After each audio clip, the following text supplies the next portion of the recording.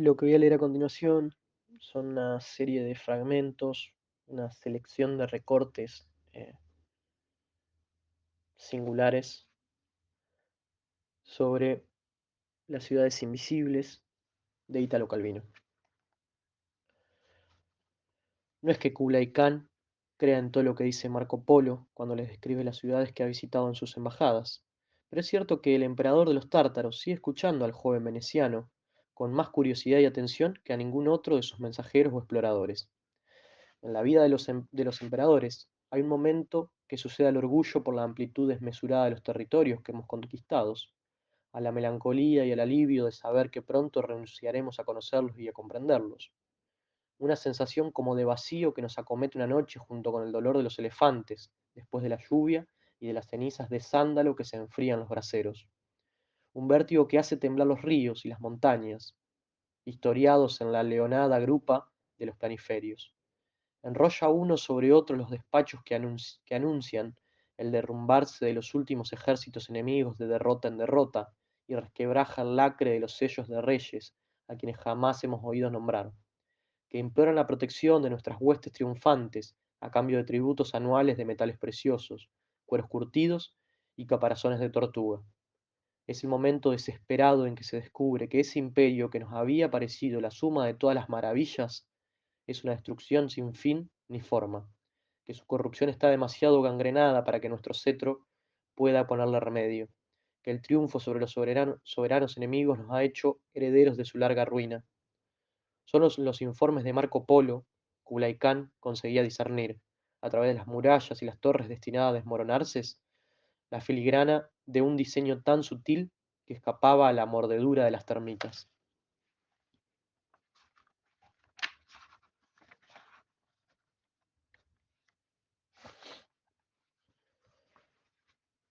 Enviados a inspeccionar las provincias remotas, los mensajeros y los recaudadores de impuestos del Gran Khan regresaban puntualmente al Palacio Real de Kemenfú y a los jardines de magnolias a cuya sombra Kublai paseaba escuchando sus largas relaciones.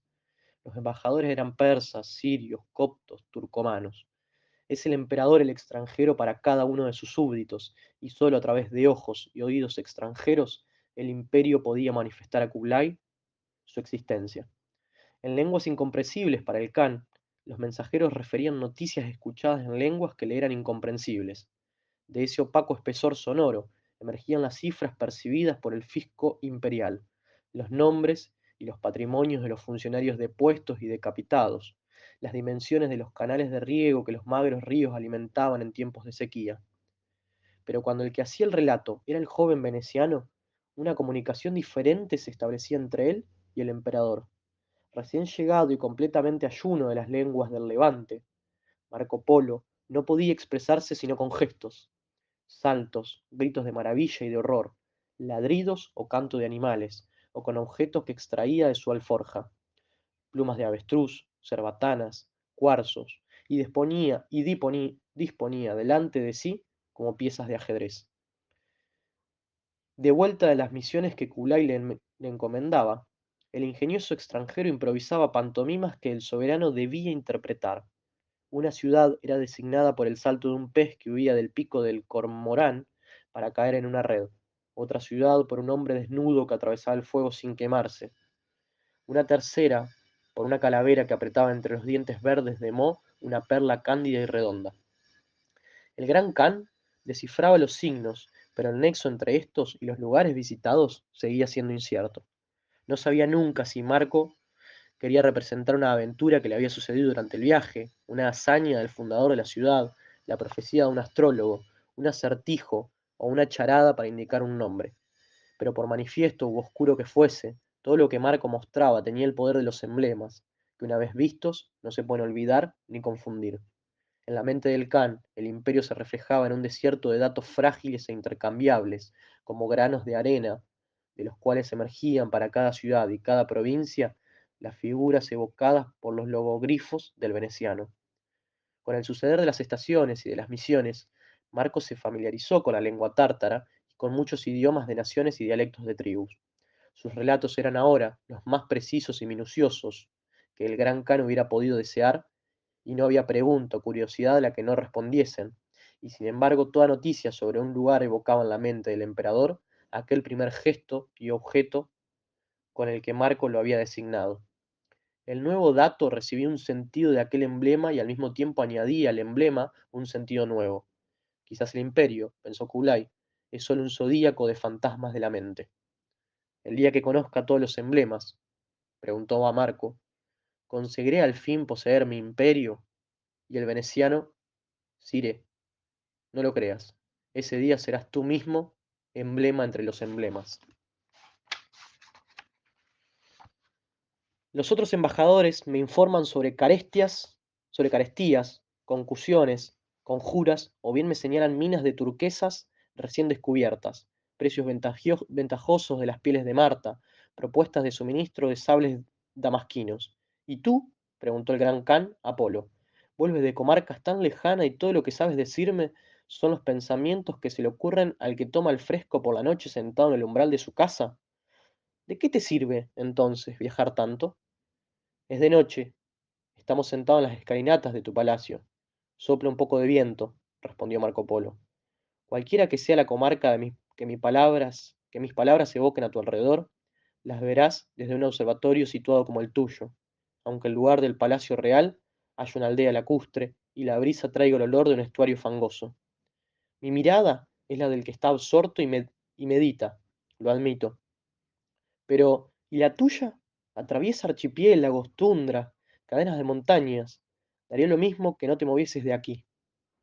El veneciano sabía que cuando Kublai se las tomaba con él, era para seguir mejor el hilo de sus razonamientos, y que sus respuestas y objeciones se situaban en un discurso que ya se desenvolvía por cuenta propia en la cabeza del gran Khan. O sea que entre ellos era indiferente que se enunciara en voz alta problemas o soluciones, o que cada uno de los dos siguiera rumiándolos en silencio. De hecho, estaban mudos, con los ojos entrecerrados, reclinados sobre cojines, meciéndose en hamacas, fumando largas pipas de ámbar. Marco Polo imaginaba que respondía, o Kublai imaginaba su respuesta, que cuanto más se perdía en barrios desconocidos de ciudades lejanas, más entendía las otras ciudades que había atravesado para llegar hasta allí, y recorría las etapas de sus viajes, y aprendía a conocer el puerto del cual había zarpado, y los sitios familiares de su juventud, y los alrededores de su casa, y una plazuela de Venecia donde corría un niño. Al llegar a este punto, Kublai Khan lo interrumpía o imaginaba que lo interrumpía con una pregunta como ¿avanzas con la cabeza siempre vuelta hacia atrás? O bien, ¿lo que ves está siempre a tus espaldas? O mejor, ¿tu viaje transcurre solo en el pasado?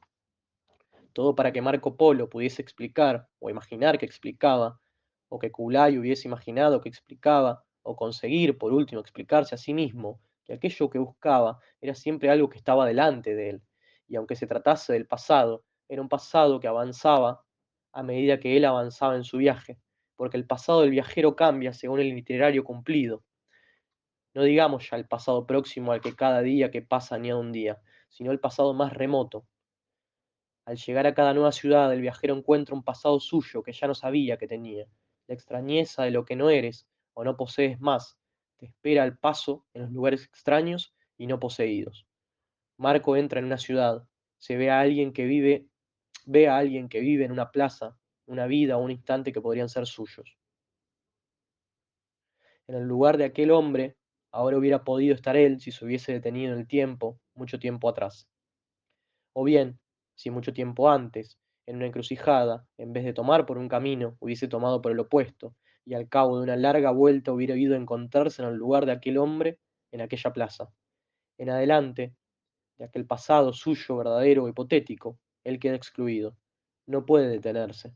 Debe continuar hasta otra ciudad, donde lo espera otro pasado suyo, o algo que quizás había sido un posible futuro, y ahora es el presente de algún otro.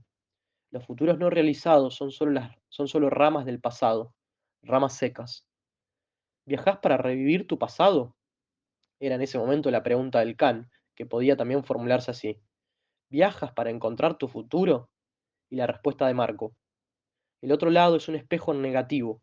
El viajero reconoce lo poco que es suyo al descubrir lo mucho que no ha tenido y no tendrá.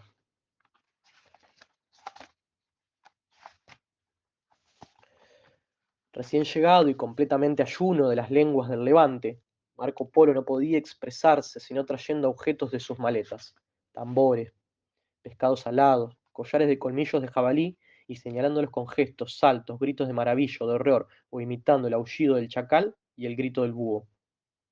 No siempre las conexiones entre un elemento y otro del relato eran evidentes para el emperador. Los objetos podían querer decir cosas diferentes. Un carcaj lleno de flechas indicaba ya la proximidad de una guerra, ya la abundancia de caza, ya una armería.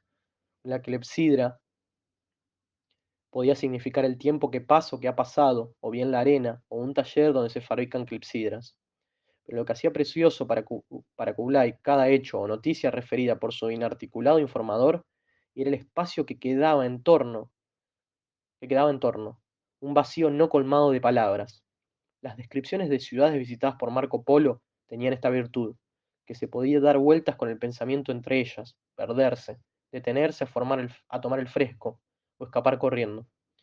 Con el paso del tiempo, en los relatos de Marco, las palabras fueron sustituyendo a los objetos y los gestos. Primero exclamaciones, nombres aislados, verbos a secas, después giros de frase, explicaciones ramificadas y frondosas, metáforas y tropos. El extranjero había aprendido a hablar la lengua del emperador, o el emperador a entender la lengua del extranjero.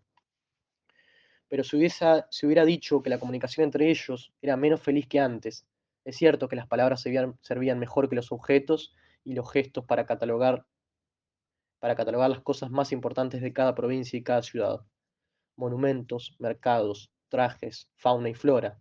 Sin embargo, cuando Polo empezaba a contar cómo sería la vida en aquellos lugares, día tras día, noche tras noche, le faltaban las palabras, y poco a poco volvía a recurrir a gestos, a muecas, a miradas. Así, para cada ciudad, tras las noticias fundamentales enunciadas con vocablos precisos, seguía con un comentario mudo, alzando las manos de palma, de dorso o de canto, en movimientos rectos u oblicuos, espasmódicos o lentos. Una nueva suerte de diálogo se entabló entre ambos. Las blancas manos del gran Khan, cargadas de anillo, respondían con movimientos recatados a las ágiles y nudosas del mercader. El crecer, el creer, al creer el entendimiento entre ambos, las manos empezaron a asumir actitudes estables que correspondían cada una a un movimiento del ánimo, en su alternancia y repetición. Y mientras el vocabulario de las cosas se renovaba con los muestrarios de las mercancías, el repertorio de los comentarios mudos tendía a cerrarse y a fijarse. Hasta el placer de recurrir a ellos disminuía en ambos. En sus conversaciones permanecían la mayor parte del tiempo callados e inmóviles. Kublai Khan había advertido que las ciudades de Marco Polo se parecían como si el paso de una a otra no implicara un viaje, sino un cambio de elementos. Ahora, de cada ciudad que Marco le describía, la mente del gran Khan partía por cuenta propia, y desmontada la ciudad parte por parte, la reconstruía de otro modo, sustituyendo ingredientes, desplazándolos, invirtiéndolos. Entre tanto Marco seguía contando su viaje, pero el emperador ya no lo escuchaba, lo interrumpía. De ahora en adelante seré yo quien describa las ciudades y tú verificarás si existen y si son como yo las he pensado. Empezaré a preguntarte por una ciudad en gradas, expuestas al siroco, en un golfo en media luna. Ahora diré alguna de las maravillas que contiene, una piscina de cristal alta como una catedral, para ver cómo nadan y vuelan los peces golondrina, y extraer auspicios. Una palmera cuyas hojas al viento tocan el arpa. Una plaza rodeada por una mesa de mármol en forma de herradura, con el mantel también de mármol, aderezada con manjares y bebida, enteramente de mármol. Sire, estabas distraído. Justamente de esa ciudad te hablaba cuando me interrumpiste. ¿La conoces? ¿Dónde está? ¿Cuál es su nombre? No tiene nombre ni lugar. Te repito, la razón, te repito la razón por la cual la describía. Del número de ciudades imaginables, hay que excluir aquellas en las cuales se suman elementos sin un hilo que las conecte, sin una norma interna, una perspectiva, una explicación. Ocurre con las ciudades lo que en los sueños. Todo lo imaginable puede ser soñado, pero hasta el sueño más inesperado es un acertijo que esconde un deseo, o bien su inversa, un temor. Las ciudades, como los sueños, Están construidas de deseos y de temores. Aunque el hilo de su discurrir sea secreto, sus normas absurdas, sus perspectivas engañosas, y cada cosa esconda otra. No tengo ni deseos ni temores, declaró el can, y mis sueños los compone o la mente o el azar. También las ciudades creen que son obras de la mente o del azar, pero ni la una ni el otro bastan para mantener en pie sus muros. De una ciudad no disfrutás las 7 o las 77 maravillas, sino la respuesta que da a una pregunta tuya, o la pregunta que te haces obligándote a responder, como Tebas por boca de la esfinge.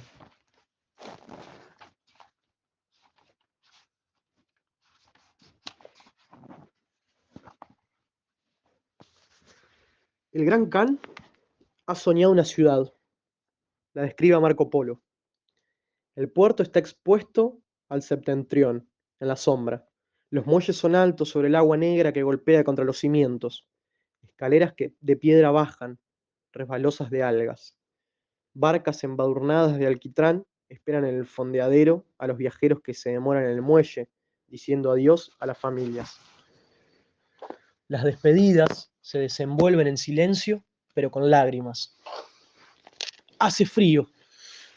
Todos llevan chales en la cabeza. Una llamada del barquero pone fin a la demora. El viajero se acurruca en la proa, se aleja mirando al grupo de los que se quedan. Desde la orilla ya no se distinguen los contornos. Hay neblina. La barca aborda una nave anclada. Por la escalerilla sube una figura empequeñecida. Desaparece. Se oye alzar la cadena oxidada que raspa el escobén. Los que se quedan se asoman a las escarpas del muelle para seguir con los ojos al barco hasta que doble el cabo. Agitan por última vez un trapo blanco. Sal de viaje, explora todas las costas y busca esa ciudad, dice el can a Marco. Después vuelve a decirme si mi sueño responde la verdad. Perdóname, señor, no hay duda de que tarde o temprano me embarcaré en aquel muelle, dice Marco, pero no volveré para contártelo. La ciudad existe y tiene un simple secreto. Solo conoce partidas y no retornos. Apretando con los labios el tubo de ámbar de la pipa, la barba aplastada contra el gorjal de amatistas, los pulgares de los pies curvados nerviosamente en las pantuflas de seda, Kublai Khan escuchaba los relatos de Marco Polo sin alzar la vista. Eran las noches en que una congoja hipocondríaca pesaba sobre su corazón.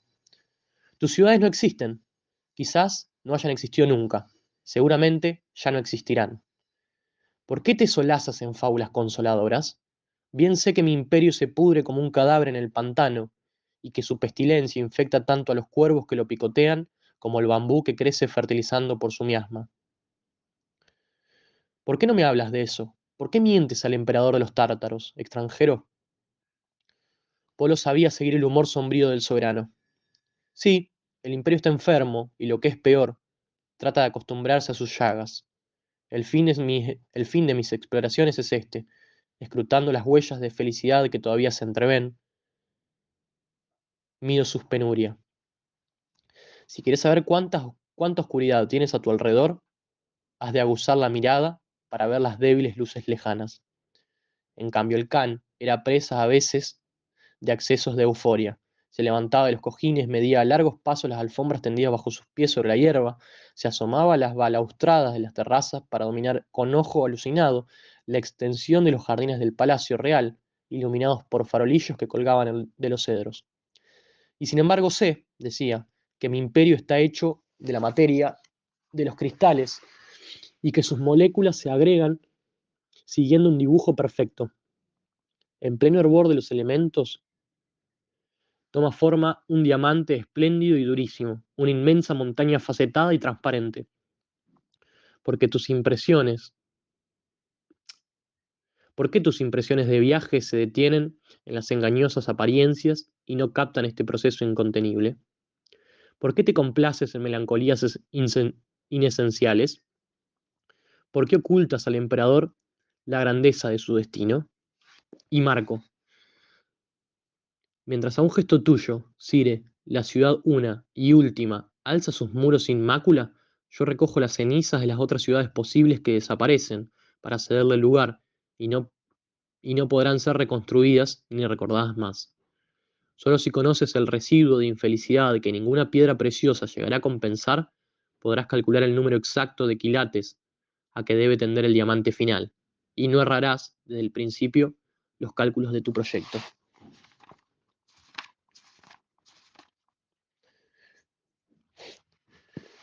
De ahora en adelante, seré yo quien describa las ciudades, había dicho el Khan. Tú, en tus viajes, verificarás si existen, pero las ciudades visitadas por Marco Polo eran siempre distintas de las pensadas por el emperador, y sin embargo he construido en mi mente un modelo de ciudad del cual se pueden deducir todas las ciudades posibles, dijo Kublai. Encierra todo lo que responde a la norma, como las ciudades existentes, como las ciudades existentes se alejan en diferente grado de la norma, me basta prever las excepciones y calcular las combinaciones más probables. También yo he pensado en un modelo de ciudad del cual deduzco todas las otras, respondió Marco. Es una ciudad hecha solo de excepciones, exclusiones, contradicciones, incongruencias, contrasentidos. Si una ciudad así es absolutamente improbable, disminuyendo el número de los elementos anormales, aumenta las posibilidades de que la ciudad verdaderamente exista. Por lo tanto, basta que yo sustraiga excepciones a mi modelo y de cualquier manera que proceda, llegaré a encontrarme delante de una de las ciudades que, si bien siempre a modo de excepción, existen. Pero no puedo llevar mi operación más allá de ciertos límites. Obtendría ciudades demasiado verosímiles para ser verdaderas.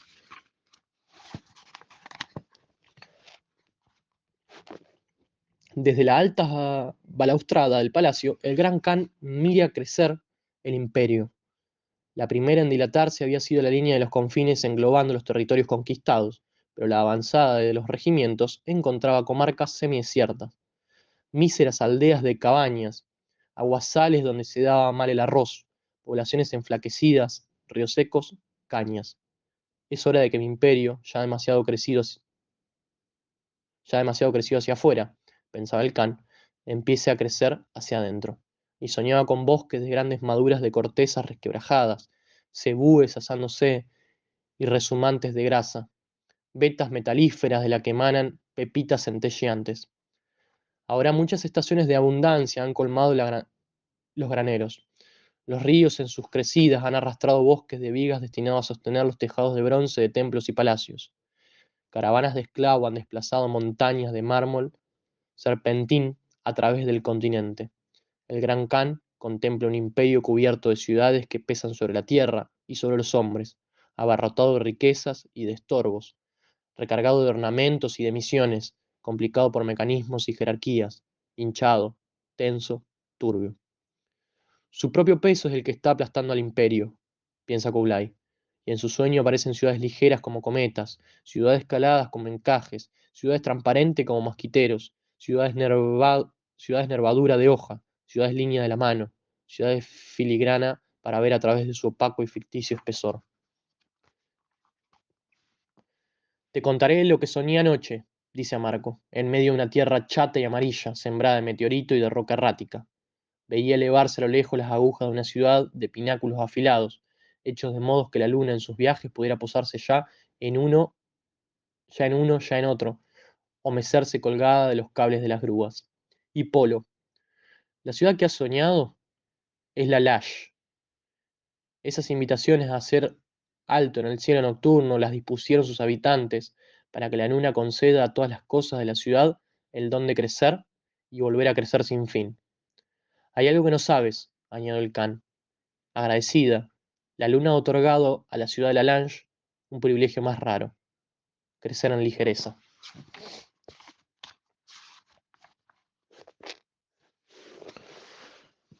Marco Polo describe un puente piedra por piedra. ¿Pero cuál es la piedra que sostiene el puente?, pregunta Kublai Khan. El puente no está sostenido por esta piedra o por aquella, responde Marco, sino por la línea del arco que ellas forman. Kublai permanece silencioso, reflexionando. Después añade: ¿por qué me hablas de las piedras? Lo único que me importa es el arco. Polo responde: sin piedras no hay arco.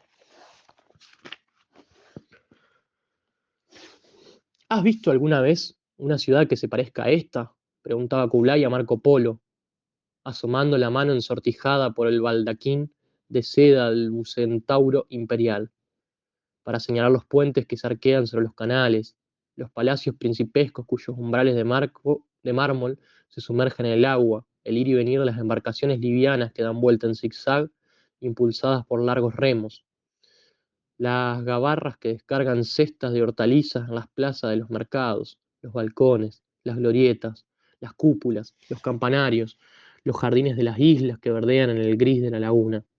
El emperador, acompañado por su designatario extranjero, visitaba Kinsay, antigua capital de despuestas dinastías, última perla engarzada en la corona del Gran Khan.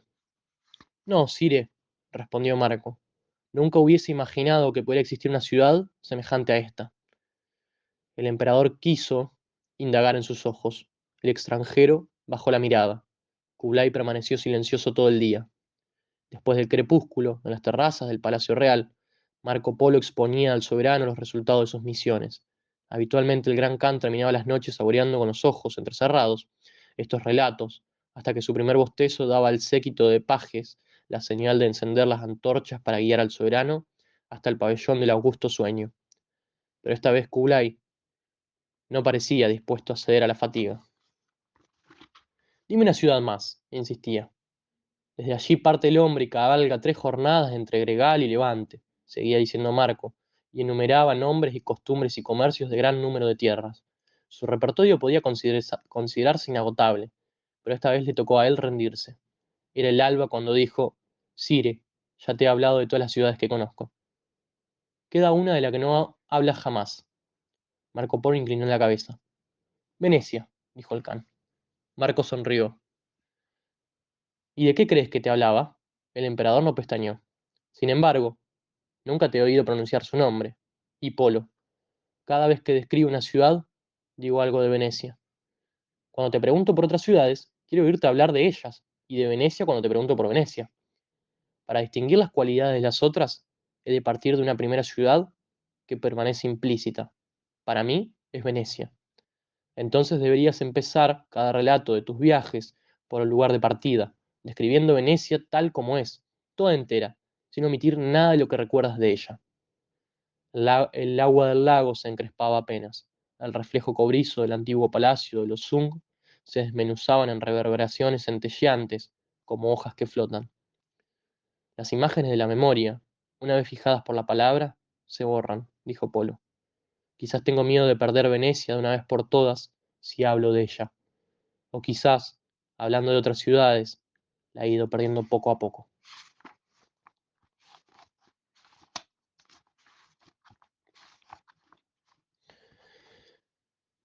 Entonces el tuyo es realmente un viaje en la memoria. El gran Khan, siempre con el oído atento, se revolvía en su hamaca cada vez que percibía en el discurso de Marco una inflexión melancólica. ¿Has ido tan lejos para librarte de tu carga de nostalgia? Exclamaba. O bien, vuelves de tus expediciones con la bodega llena de lamentaciones. Y añadía con sarcasmo, magras adquisiciones, a decir verdad, para un mercader de la Serenísima. Este era el punto al que tendían todas las preguntas de Kublai sobre el pasado y sobre el futuro. Hacía una hora que jugaba con el gato, con el ratón. Y finalmente ponía a Marco en aprietos, cayéndole encima, plantándole una rodilla en el pecho, aferrándolo por la barba. Esto era lo que quería saber de ti. Confiesa lo que contrabandeas. Estados de ánimos, estados de gracias, elegías, frases y actos, quizás solo pensados, mientras los dos, silenciosos e inmóviles, miraban subir lentamente el humo de sus pipas. La nube ora se disolvía en la brisa, ora quedaba suspendida en mitad del aire, y la respuesta estaba en aquella nube. El soplo se llevaba el humo. Marco pensaba en los vapores que nublan la superficie marina y las cadenas de montaña, y que al despejarse dejan al aire seco y diáfano, revelando ciudades lejanas. Su mirada quería llegar más allá de aquella pantalla de humores volátiles. La forma de las cosas se distingue mejor en lontananza. O bien la nube se detenía apenas salida de los labios, densa y lenta, y remitía a otra visión. las exhalaciones que se estancan sobre los tejados de la metrópolis, el humo opaco que no se dispersa, la capa de miasmas que pesa sobre las calles bituminosas, no las frágiles nieblas de la memoria ni la seca transparencia, sino la chamusquina de las vidas quemadas que forman una costra sobre la ciudad, la esponja hinchada de materia vital que ya no circula, el atasco de pasado, presente y futuro que bloquea las existencias calcificadas de la ilusión del movimiento. Esto es lo que encontrabas al término del viaje. Kulai, no sé cuándo has tenido tiempo de visitar todos los países que me describes. A mí me parece que nunca te has movido de este jardín. Polo, todo lo que veo y hago cobra sentido en un espacio de la mente donde reina la misma calma que aquí, la misma penumbra, el mismo silencio recorrido por crujidos de hojas. En el momento en que me concentro en la reflexión, me encuentro siempre en este jardín, a esta hora de la noche, en tu augusta presencia, mientras sigo remontando sin un instante de descanso un río verde de cocodrilos, o contando las barricas de pescado salado que bajan a la bodega. Kulai, tampoco yo estoy seguro de estar aquí, paseando entre las fuentes de Pórfido, escuchando el eco de los surtidores y no impregnado de sudor y sangre cabalgando la cabeza de mi ejército, conquistando los países que tú tendrás que describir, o tronchando los dedos de los asaltantes que escalan los muros de una fortaleza asediada.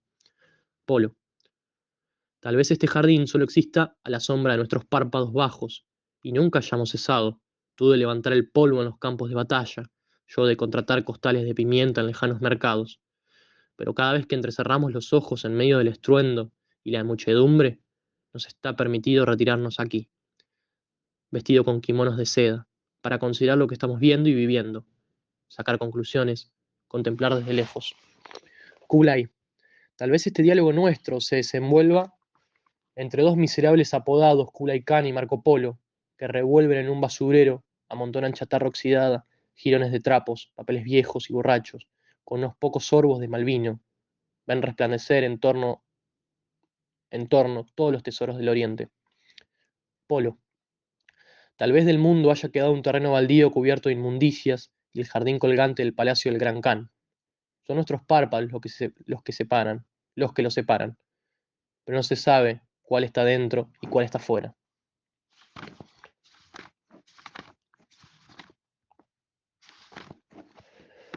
Polo, tal vez este jardín solo asoma sus terrazas al lago de nuestra mente, Kublai, y por lejos que nos lleven nuestras atormentadas empresas de condotieros y mercaderes, ambos guardamos en nuestro interior esta sombra silenciosa, esta conversación pausada, esta noche siempre igual. Polo, a menos que sea cierta la hipótesis opuesta, que quien se afana en los campamentos y los puertos solo existen porque los pensamos nosotros dos, encerrados entre estos setos de bambú, desde siempre inmóviles. Kublai, que no existan la fatiga, los alaridos, las llagas, el hedor, sino solo esta azalea. Polo, que los cargadores, los picapedreros, los barrenderos, las cocineras que limpian el interior de los pollos, las lavanderas inclinadas sobre su piedra, las madres de familias que revuelven arroz mientras amamantan a los recién nacidos, solo existan porque nosotros los pensamos. Kublai, a decir verdad, yo no los pienso nunca. Entonces no existen. Kublai, no creo que esa conjetura nos convenga. Sin ellos, nunca podríamos estar meciéndonos arrebujados en nuestras hamacas. Polo, entonces hay que excluir la hipótesis. Por lo tanto, será cierta la otra, que ellos existen y nosotros no. Kublai, hemos demostrado que si existiéramos, no estaríamos aquí. Polo, y aquí estamos. A los pies del trono del Gran Khan se extendía un pavimento de mayólica. Marco Polo, informante mudo, exhibía el muestrario de las mercancías traídas de sus viajes a los confines del imperio. Un yelmo, una concha, un coco, un abanico, disponiendo en cierto orden los objetos sobre las baldosas blancas y negras y desplazándonos uno tras otro con movimientos estudiados. El embajador trataba de representar a los ojos del monarca las vicisitudes de su viaje, el estado del imperio, las prerrogativas de las remotas cabezas de distrito. Kublai era un atento jugador de ajedrez. Siguiendo los gestos de Marco, observaba que ciertas piezas implicaban o excluían la vecindad de otras piezas y se desplazaban siguiendo ciertas líneas. desentendiéndose de la variedad de forma de los objetos, definía el modo de disponerse los unos respecto de los otros sobre el pavimento de mayólica.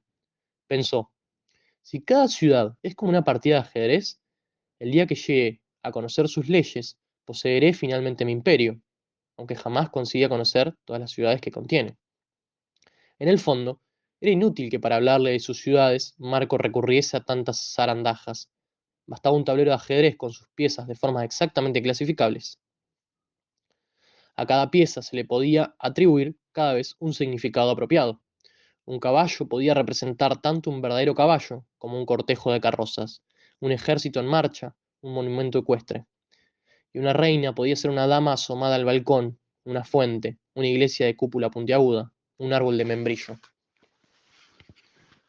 Al volver de su última misión, Marco encontró al can esperándolo sentado delante de un tablero de ajedrez.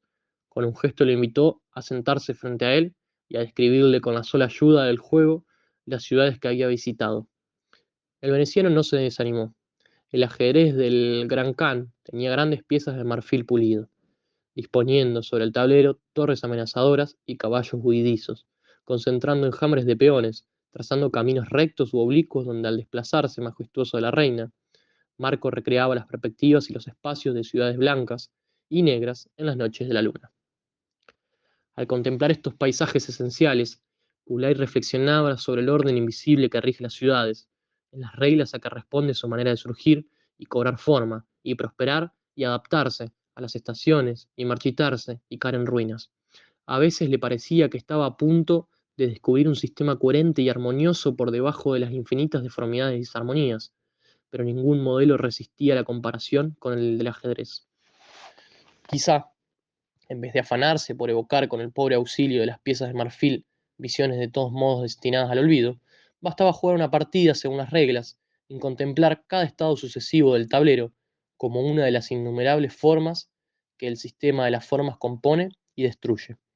En adelante, Kublai Khan no tenía necesidad de enviar a Marco Polo a expediciones lejanas, lo retenía jugando interminables partidas de ajedrez.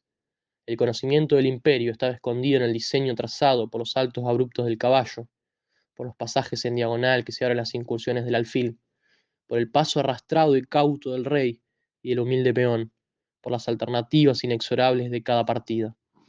El gran Khan trataba de ensimismarse en el juego, pero ahora el porqué del juego era lo que se le escapaba. El fin de cada partida es una victoria o una pérdida. ¿Pero de qué? ¿Cuál era la verdadera baza? En el jaque mate, bajo el pie del rey destituido por la mano del vencedor, queda un cuadrado blanco o negro. A fuerza de descarnar sus conquistas para reducirlas a la esencia, Kublai había llegado a la operación extrema, la conquista definitiva, de las cuales los multiformes tesoros del imperio no eran sino apariencias ilusorias. Se reducía a una tesela de madera cepillada, la nada.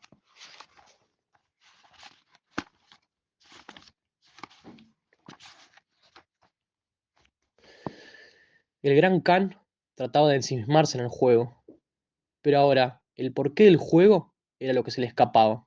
El fin de cada partida es una victoria o una derrota. ¿Pero de qué? ¿Cuál era la verdadera baza? El jaque mate, bajo el pie del rey destituido por la mano del vencedor, queda la nada, un cuadrado blanco o negro. A fuerza de descarnar sus conquistas para reducirlas a la esencia, Kublai había llegado a la operación extrema, la conquista definitiva, de la cual los multiformes tesoros del imperio no eran sino apariencias ilusorias. Se reducía a una tesela de madera cepillada. Entonces Marco Polo, habló. Tu tablero, Sire, es una taracea de dos maderas, ébano y arce. La tesela en la que se fija tu mirada luminosa fue tallada en un estrato del tronco que creció durante un año de sequía. ¿Ves cómo se disponen las fibras? Aquí se distingue un nudo apenas insinuado. Una yema trató de despuntar un día de primavera precoz, pero la helada de la noche la obligó a desistir. El gran Khan no había advertido hasta ese momento que el extranjero supiera expresarse con tanta fluidez en su lengua. Pero no era esto lo que le pasmaba. Aquí hay un poro más grande. Tal vez fue el nido de una larva, no de carcoma, porque apenas nacido hubiera seguido excavando, sino de una oruga que royó las hojas y fue la causa de que se eligiera el árbol para talarlo. Este borde lo talló el ebanista con su gubisa con su gubia, para que se adhiriera al cuadrado vecino que sobresalía. La cantidad de cosas que se podían leer en un trocito de madera liso y vacío abismaba a Kublai. Polo le estaba hablando ya de los bosques de ébano, de las balsas de tronco que descienden los ríos, de los atracaderos, de las mujeres en las ventanas. El Gran Khan posee un atlas donde todas las ciudades del imperio y los reinos circunvecinos están dibujadas palacio por palacio y calle por calle, con sus muros, sus ríos, sus puentes, sus puertos, sus escolleras. Sabe que es inútil esperar a los informes de Marco Polo, noticias de aquellos lugares que por los demás conoce bien, como en Cambaluc, capital de la China. Hay 3 ciudades cuadradas, una dentro de la otra, con 4 templos cada una y 4 puertas que se abren según las estaciones. Como la isla de Java, el rinoceronte hace estragos cargando con su cuerno asesino, como se pescan las pernas en el fondo del mar, en las costas del Malabar.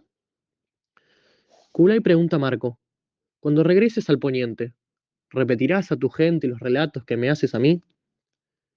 Yo hablo, dice Marco, pero el que me escucha solo retiene las palabras que espera.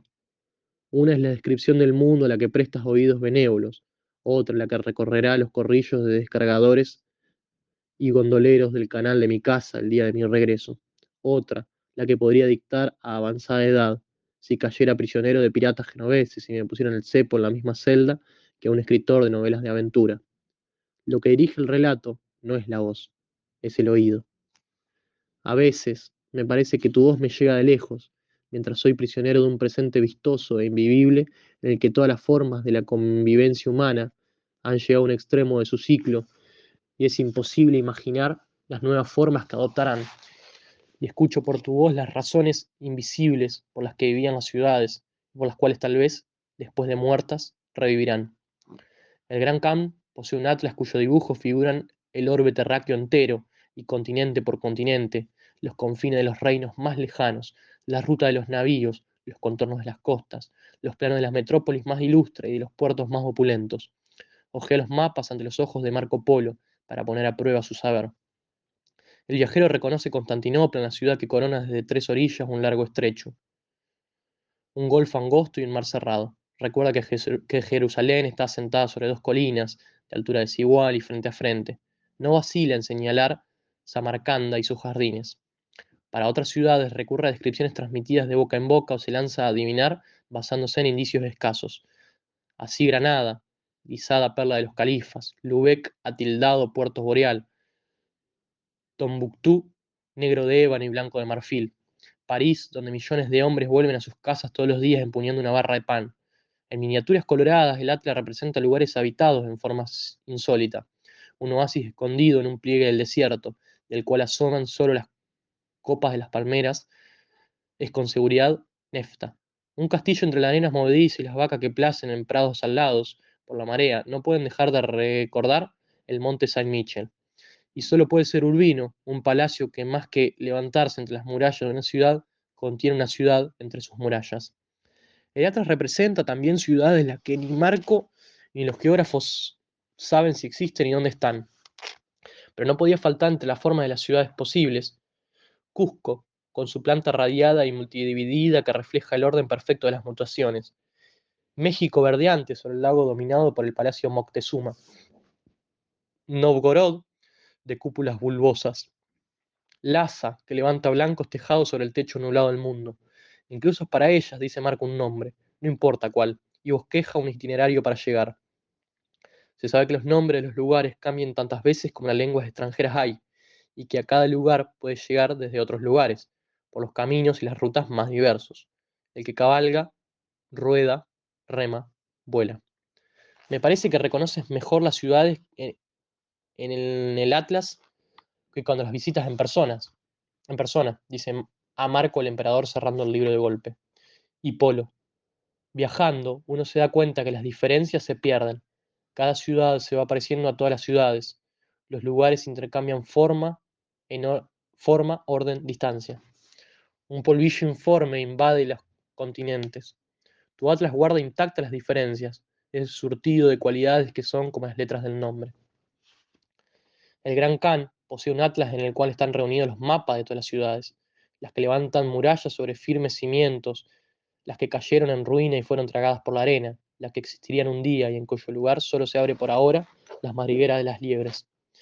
Marco Polo ojea los mapas, reconoce Jericó, Ur, Cartago, indica los atracaderos en la desembocadura del Escamandro, donde las naves aqueas esperan durante 10 años el reembarque de los sitiadores, hasta que el caballo, claveteado por Ulises, fuera arrastrado a fuerza de cobrestantes por las puertas eseas.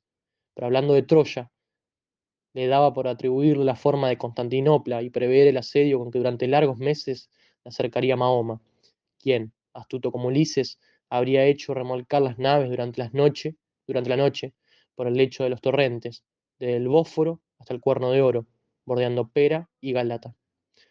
Y de la mezcla, y de la mezcla de aquellas dos ciudades resultaba una tercera que podría llamarse San Francisco, y tender puentes larguísimos y livianos sobre la Puerta de Oro y sobre la bahía, y hacer trepar tranvías de cremalleras por calles en pendientes, y florecer como capital del Pacífico, de allí a un milenio, después del largo asedio de 300 años que llevaría a la raza de los amarillos y los negros y los pieles rojas a fundirse con la progenie sobreviviente de los blancos en un imperio más vasto que el del Gran Khan.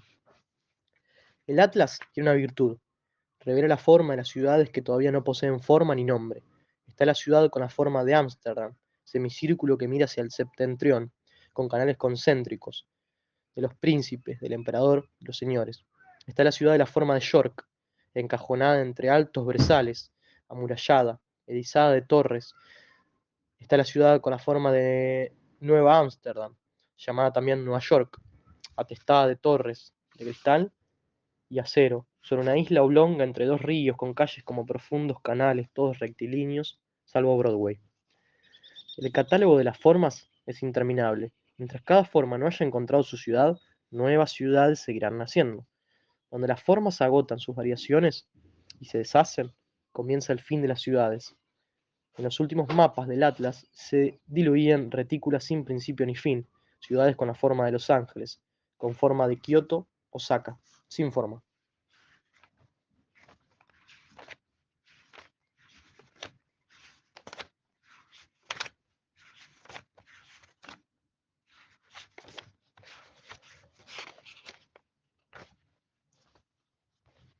El Atlas del Gran Khan contiene también los mapas de las tierras prometidas, visitadas con el pensamiento, pero todavía no descubiertas o fundadas.